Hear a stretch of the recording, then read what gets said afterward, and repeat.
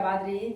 आइए आज हम लोग क्लास 12 क्लास का ये चैप्टर नंबर 4 ठीक है सारणी का एक्सरसाइज चैप्टर एक्सरसाइज 4.5 का एडवांस सवाल करेंगे। हम लोग समझेंगे कि 3√3 का कैसे बनेगा। ठीक है, जरा ध्यान से देखिएगा। हम लोगों ने कहा कि प्रॉपर्टीज ऑफ एडजॉइंट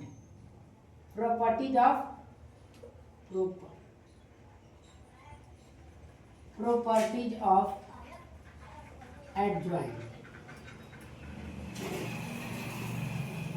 लिखिएगा। एडजॉइंट के उपसहखंडन का विशेषताएं, उपसहखंडन का विशेषताएं लिखिएगा। उपसहखंडन का विशेषताएं डालिएगा हेडिंग।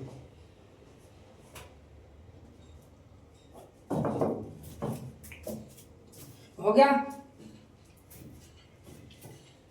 जरा समझिएगा। मैंने कहा कि अगर पहला है, सुनिएगा।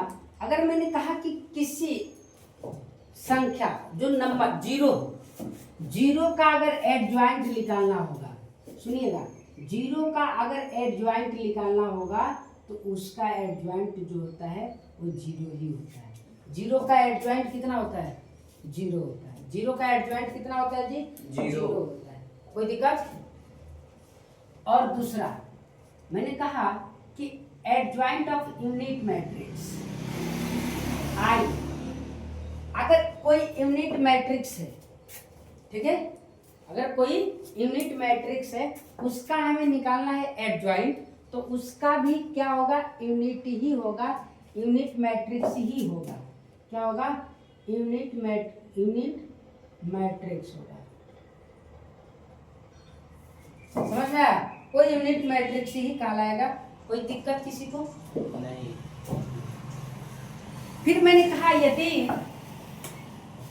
कहा तीसरा कि adjoint of two numbers A and B अब दो संख्याओं का गुणनफल और दोनों संख्याओं को उसमें निकालना हमें एडजॉइंट। तो इसका क्या फॉर्मूला बनेगा? दो संख्या और उसका एडजॉइंट निकालना हो तो क्या फॉर्मूला बनेगा?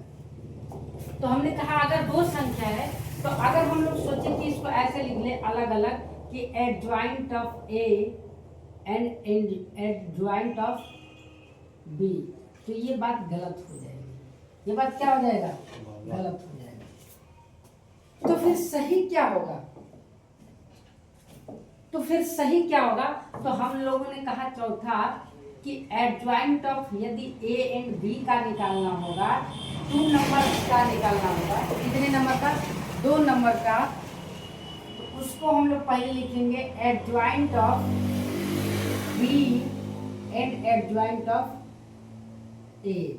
पहले बी को लिखेंगे तब ए को लिखेंगे। It is correct properties of adjoint. ठीक है, कोई दिक्कत? इस पर बहुत सारे सवाल बनेंगे, कोई दिक्कत नहीं। फिर समझिएगा, अगर मैंने कहा कि एक और भी अगर मैट्रिक्स है जिसको हम लोग क्या निकालते हैं? एडजॉइंट निकाल चुके हैं। एक मैट्रिक्स ए है, कितना है? एक मैट्रिक्स ए है और उस मैट्रिक्स का हम लोग एडजॉइंट निकाल चुके हैं और उसका हमें मॉड चाहिए।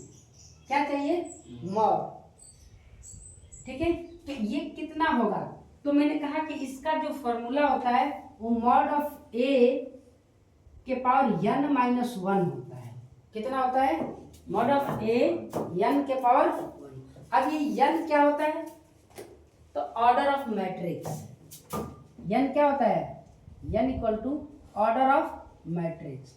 अब ये कितने ऑर्डर ऑफ मैट्रिक्स, ये कितने ऑर्डर के हैं?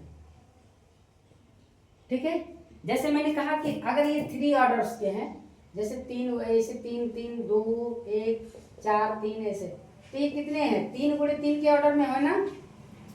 हाँ, तो n का मान कितना काम करेगा? 3 काम करेगा। तो यहाँ 3 - 1। कोई दिक्कत नहीं। इसका काम करेगा matrix of A and B.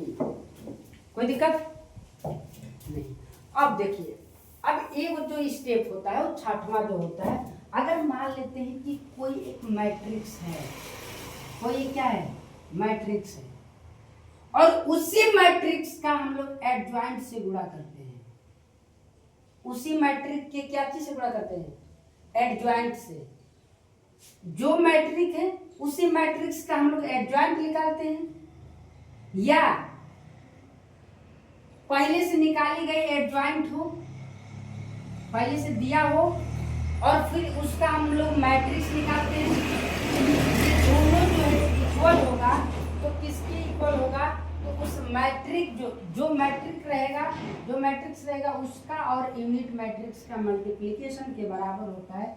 ये भी बहुत अच्छा क्वेश्चन है, this is very important formula. ये मैट्रिक्स के प्रॉपर्टीज होते हैं, क्या होते हैं, मैंने कहा कि किसी भी संख्या का, किसी भी जीरो का, अगर हम लोग को जीरो क्या है, यूनिट जीरो मैट्रिक्स होता है कि नहीं होता है, जिसके सभी अवयव क्या हो, जीरो।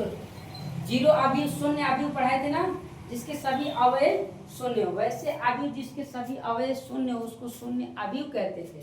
फिर मैंने कहा कि यूनिट मैट्रिक्स किसे कहते हैं, मैंने कहा वैसे मैट्रिक्स जिसके सभी अवयव एक हो, जिसके सभी अवयव क्या हो, एक हो, उसको यूनिट मैट्रिक्स कहते थे। तो यूनिट मैट्रिक्स का अगर एडजॉइंट निकालेंगे तो यूनिट मैट्रिक्स ही निकलेगा, कोई दिक्कत।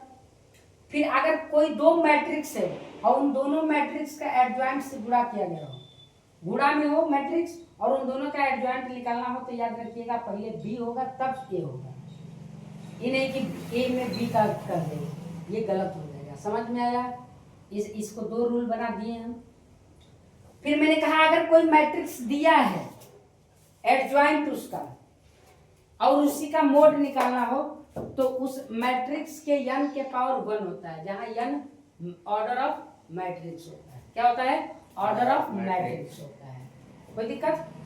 और ये तो आपको पता चल गया कि कोई भी मैट्रिक्स है उसका एडजॉइंट से गुणा कर दे, या कोई एडजॉइंट दिया हो उसके मैट्रिक्स से गुणा कर दे, तो ये इक्वल होते हैं किसके, तो जो मैट्रिक्स है और यूनिट मैट्रिक्स की मल्टीप्लिकेशन के बराबर होता है।